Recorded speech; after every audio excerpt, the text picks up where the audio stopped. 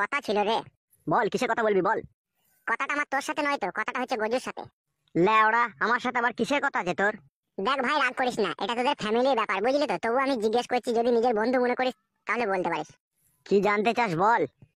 আমি শুনতে পেলাম তোর বাবার সাথে তোর বইয়ের একটা মিটিং মিক্সিং চলছে। বে মাং মুখো ছোড়া, কথা খুঁজে পেছিস না লাইবে এসে উল্টো পাল্টা কথা জিজ্ঞেস করতে আছে বন্ধুকে। বোকাচোদা আমার এক থাপড়া মারবো কানে। না রে বড়া, ব্যাপারটা তা নয় বুঝলি তো। ওর বাড়ির পাশে একটা ছেলে আমার বন্ধু হয়, ঠিক আছে? সেই আমাকে এই কথাটা বললো। কথাটা শোনার পর আমারও মন খারাপ হলো বুঝলি তো। কিন্তু তারপরেও জিনিসটা সত্য মিথ্যা, তাই আমি ও আমাদের বন্ধু হয় ওর কাছেই জানতে চাই, সেই জন্যই বললাম। কি রে লেওড়া, ও এইসব কি বলছে? এটা কি সত্যি? হ্যাঁ বাড়া, এটা সত্যি। তা তুই গুদমারানি ফেদা মুখো এতদিন আমাদেরকে এটা বলিসনি? কি বলবো লেওড়া তোদেরকে? তোদের সামনে আমি এসে বলবো নাকি আমার বাবা আমার বউকে পক পক করে? বোকাচোদা। ছি বাড়া, এরকম খানকির ছেলে বাবা পৃথিবীতে আছে? কথাটা শুনলে কিরকম গাটা বেজে উঠলো বাড়া। তো হারে বোকাচোদা, কেসটা সত্যি? তা একটু ভেঙে বল না, কি হয়েছে ঘটনাটা? কি আর বলবো মারা, নিজের ফ্যামিলির কথা, তোরা বন্ধু বান্ধব হোস, কথাটা যখন তুললি তখন সত্যিটা তোদেরকে একটু বলেই রাখি, নাহলে পরে এই বিষয় নিয়ে কিছু হলে তখন হয়তো তোরা বলবি বোকাচোদা আমাদেরকে জানাসনি। তাই আমি বলছি শোন, কিন্তু কাউকে বলিস না, যেহেতু এটা আমার ফ্যামিলি ব্যাপার বুঝলি তো। আচ্ছা ঠিক আছে, লে কাউকে বলবো না, কি হয়েছে ঘটনাটা খুলে বল। আমি বিয়ে করার 6 মাস পরে যখন আমেদাবাদে চপ্পলের কারখানায় কাজে যাই, তখনই এই ঘটনাটা ঘটে। বৌমা, আমার কোথায় গেলে তুমি? রাত অনেক হয়ে গেল, বৌমা আবার কোথায় গেল? বিছানাটাও খালি, বউ আবার এত রাত্রে কোথায় গেল? দেখি তো একটু বাইরে ওইদিকে গিয়ে। তুমি তো জানো আমার স্বামী নেই, আমার স্বামী বাইরে কাজে গিয়েছে। তুমি তো আমাকে ভালোবাসো, আমি একা একা থাকি শ্বশুর বাড়িতে। তুমি তো যখন খুশি তখন আসতে পারো, আসতে পারো না বলো? তুমি তো তোমার নিজের কথাটা বললে শোনা, তুমি আমার কথাটা একবারও ভেবে দেখেছো আমি কেমন করে এই সমস্ত কাজকর্ম ফেলে দিয়ে যাই বলো তো? আমারও তো একটা কাজ আছে বলো। আমি জানি আমি তোমাকে ভালোবাসি, কিন্তু তারপরেও আমি যেতে পারবো না। আবার যাবো যখন আমার কাজ থাকবে না, আমি যখন ফাঁকা থাকবো, ঠিক আমি তোমার সৌন্দর্য রূপের পেয়ালায় আমি চুমুক দিয়ে আসবো। একটু ধৈর্য রাখো শোনা আমার। কত ধৈর্য রাখবো বলতে পারো? তুমি তো যা করেছো সেই আই বলতে সবকিছুই করেছো। বিয়ের পর তো আর কখনো এলেও না, দেখাও করলে না। তাই একবার বলছি এসো না এসো।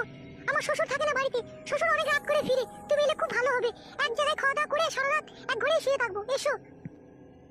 আরে জান, আমি কি শুধু ভাত তরকারি খেতে যাবো বলো? আমি সারা রাত তোমাকে জড়িয়ে ধরে শুবো তোমার ঘরের ভিতরে, তোমার খাটের উপরে, আর তোমার আপেলটাকে মুখে ভরে চুষবো। কি বলছো জান, দেবে তো চুষতে? আরে শোনো, এই আপেল আমি জাগ দিয়ে রেখেছি শুধু তোমার জন্য। তুমি কখন এসে আপেলের খোসা ছাড়িয়ে খাবে? তুমি চিবিয়ে খেতে পারো, চুচেও খেতে পারো। তুমি আমার শরীরের মধ্যে তুমি যা খুশি তাই করতে পারো। আমার কামড় একদম কটকট করছে লিভার লেগে। তুমি এসো। শোনো জান, আমি কিন্তু কাজ কামাই করে যাবো, আমি কিন্তু সারা রাত করবো, করার পরে কিন্তু আমি সকালে বাড়ি ফিরবো। তখন যেন বলো না যে এখন চলে যাও, আমার শ্বশুর আসবে, কিন্তু এই কথা আমি শুনবো না। আমি সারা রাত ঠুসঠাস করে করবো, দিয়ে সকালে আসবো। ঠিক আছে গো সোনা, তুমি এসো, তুমি এলেই হবে। বৌমা, তুমি কার সাথে কথা বলছো ফোনে? কারোর সাথে কথা বলিনি বাবা, আপনার ছেলের সাথে কথা বলছিলাম।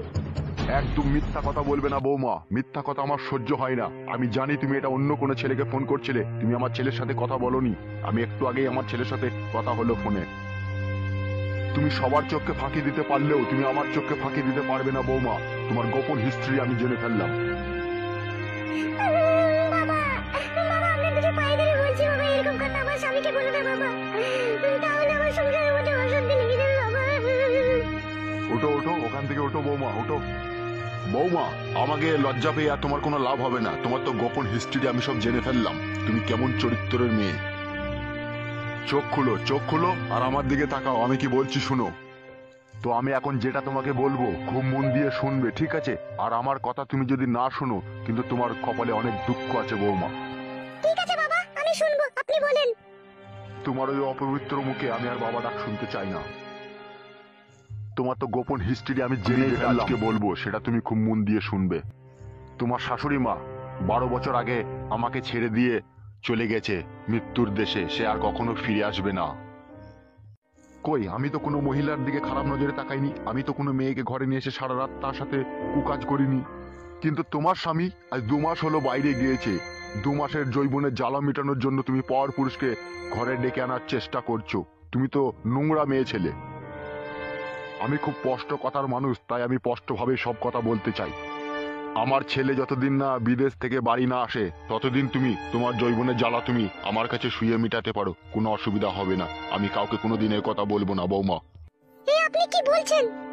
তুমি আমার খাবে, আমার পড়বে, আমার ঘরেই থাকবে, আর তোমার সৌন্দর্য রূপের পেয়ালায় অন্যজনা চুমুক দিবে বৌমা, তাও তো আমি মেনে নিতে পারবো না, বলো?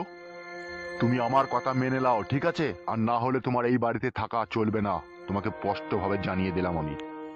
সিদ্ধান্তটা তুমি নিজে নেবে, ঠিক আছে? আমি আমার ঘরে চললাম। তোমার যদি সঠিক সিদ্ধান্ত হয়, ঠিক আছে, তাহলে তুমি আমার ঘরে আসবে। আর যদি তোমার সঠিক সিদ্ধান্ত না হয়, তাহলে তুমি এই ঘর ছেড়ে এই মুহূর্তে এখনই বেরিয়ে যাবে। আমি ঘরে চললাম। আমি এখন কি করব বুঝতে পারছি না। ঘরের সম্মান বাঁচাতে ঘরের ইজ্জত ঘরেই রেখে দিই। যাই, আমার শ্বশুরের যৌবনে জ্বালা মিটিয়ে দিই। আমি জানতাম বৌমা তুমি আসবে। কি করব আমি? এছাড়া তো আমার কোনো রাস্তা নেই। আর তুমি তো কঠিন পরীক্ষায় আমাকে ফেলে দিয়েছো। আর দেরি করো না বৌমা, তুমি যখন সবকিছু মন থেকে মেনেই নিয়েছো, তখন আমার কাছে এসো। আমার একটু যৌবনের জ্বালাটাকে জুড়িয়ে দাও।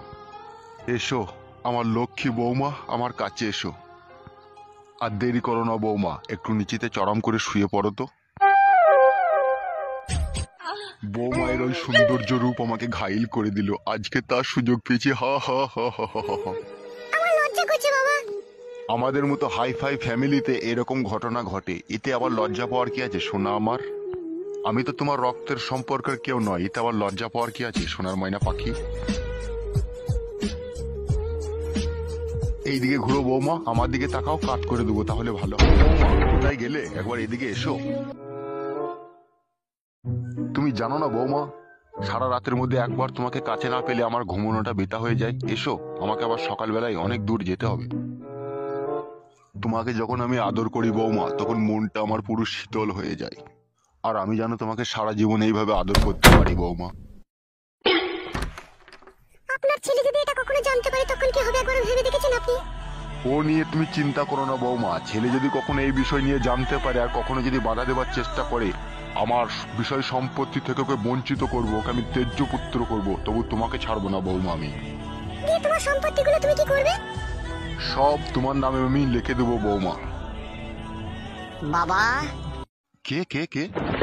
ছি ছি ছি বাবা, ছি। শেষ পর্যন্ত তুমি তোমার নিজের বৌমায়ের সাথে, ছি ছি।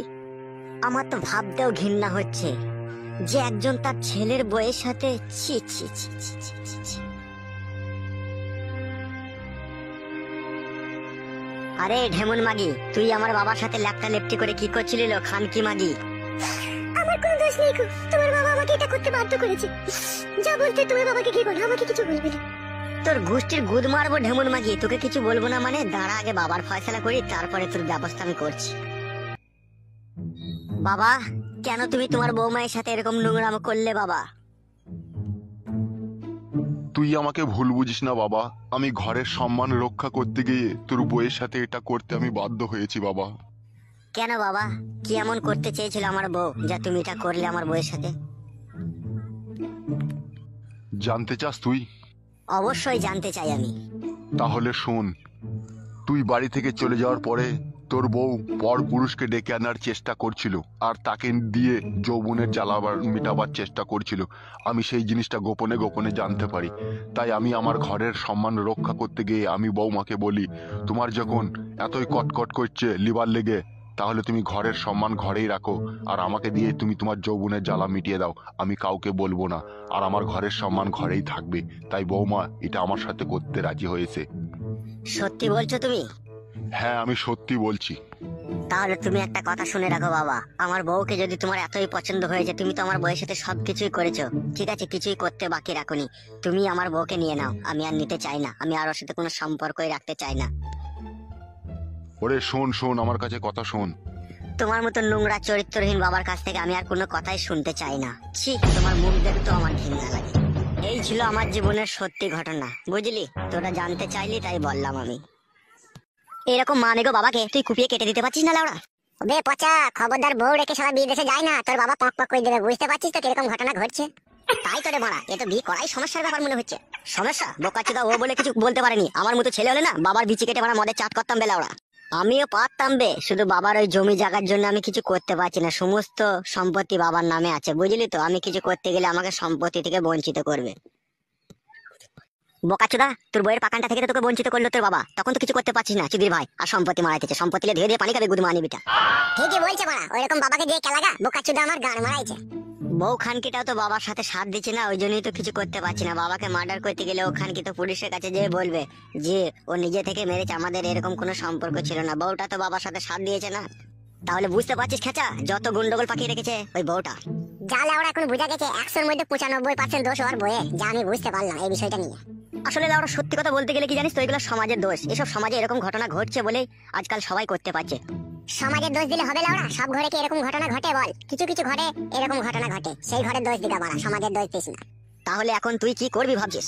তো এখন আর কি করবো বড়া, বাবা যতদিন বেঁচেছে তার বিষয় সম্পত্তি মদ ভাঙ খেয়ে উড়িয়ে দি, আর বাবা এদিকে আমার বউয়ের সাথে যা মন তাই করুক, আমার আর কিচ্ছু করার নেই বড়া।